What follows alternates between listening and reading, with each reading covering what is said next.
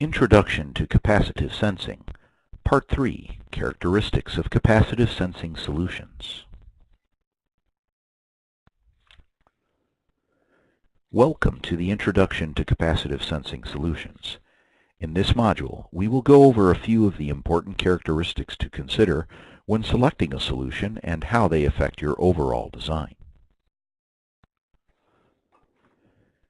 When considering the right capacitive sensing solution for your product, it's important to think about the needs of your design. Where will this product be used? What kind of environment? Is battery life the most important factor in the design, or is it durability? CapSense is a programmable and flexible capacitive sensing solution that can be fine-tuned to fit your design needs. We will now go over how CapSense can meet your particular specifications, as well as some of the options you have when using CapSense. Both the CSA and CSD methods regularly update the baseline from scan to scan. With CSA, the raw counts from each scan is processed through an LPF that creates trend tables over time. So as temperature changes on a particular device, as this graph shows, the baseline is adjusted as well. The trend that is tracked by the baseline automatically compensates for the effects of temperature and humidity. In addition, by using a combination of shield electrodes and a guard sensor, and enabling the CSD method for capacitive sensing, you can make your design essentially waterproof. This solution provides reliable touch detection and elimination of false detection caused by water droplets and streams of water.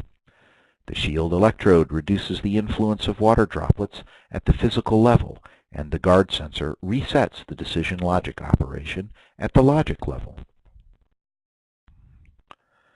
Depending on the type of product you are designing, power consumption may or may not be crucial. The benefit of the CapSense solution is that because it is programmable, you can choose the right design for your power needs. For example, if you had a battery-powered handheld device, power consumption would be extremely important.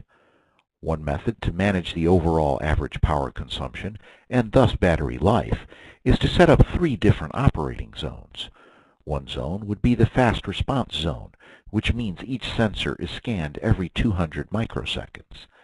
The solution would enter this zone when the buttons and sliders were under constant activity.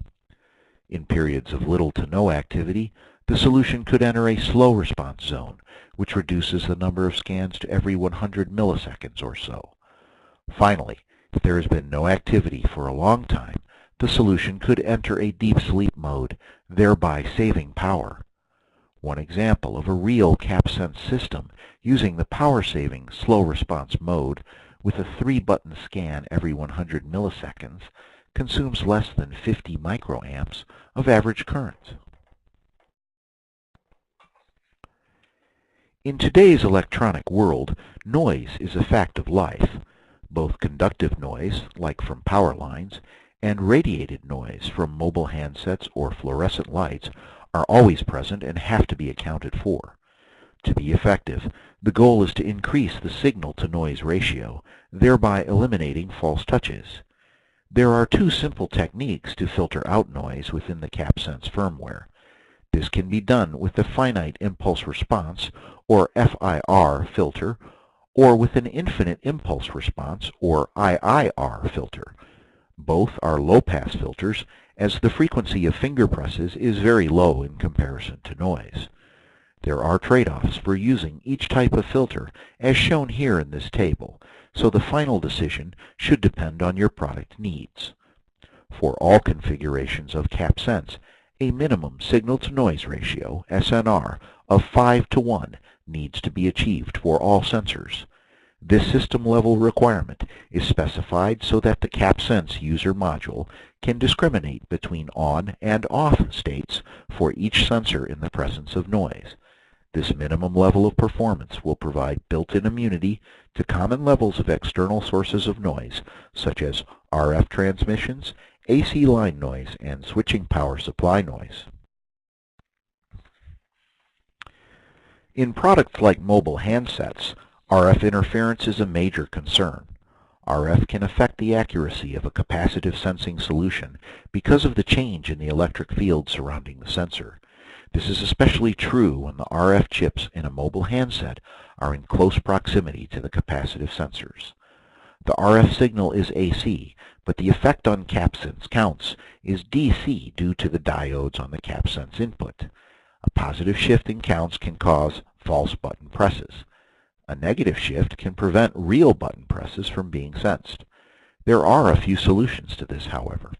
The CapSense firmware is already able to handle low levels of RF through its finger and noise threshold settings. Normal operation can continue without any additional firmware or hardware.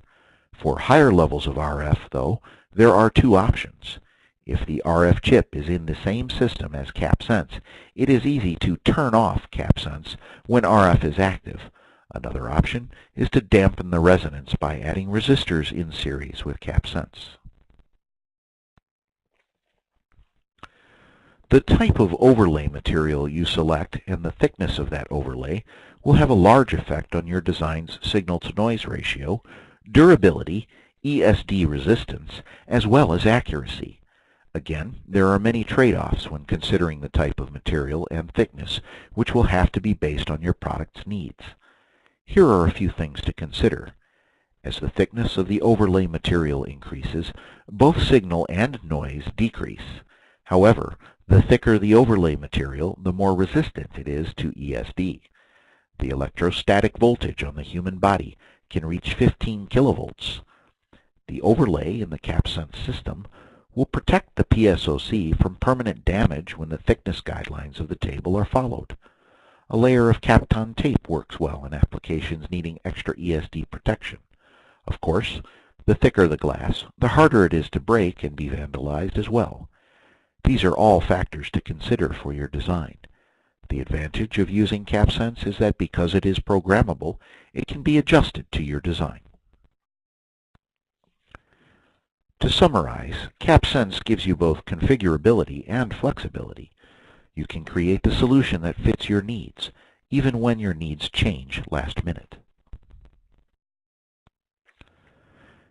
This concludes the Capacitive Sensing Solutions training. Capacitive sensing-based systems are more durable and more user-friendly than traditional mechanical buttons and sliders. Because the human body is a conductor, the presence of a finger on a capacitive sensor changes the overall capacitance detected. PSOC is a device that has an array of hardware blocks that can be configured to perform a variety of functions. With its programmability and easy-to-use software design tools, Cypress's CapSense solutions are both flexible and configurable. CapSense Successive Approximation, CSA, is able to detect the presence or absence of a conductive element by counting how long it takes CMOD to go from VStart to VREF. CapSense Sigma Delta, CSD, is able to detect the presence or absence of a conductive element by looking for a change in duty cycle caused by the time it takes to charge CMOD. There are many factors to consider in a capacitive sensing solution. CapSense can be configured to meet your needs.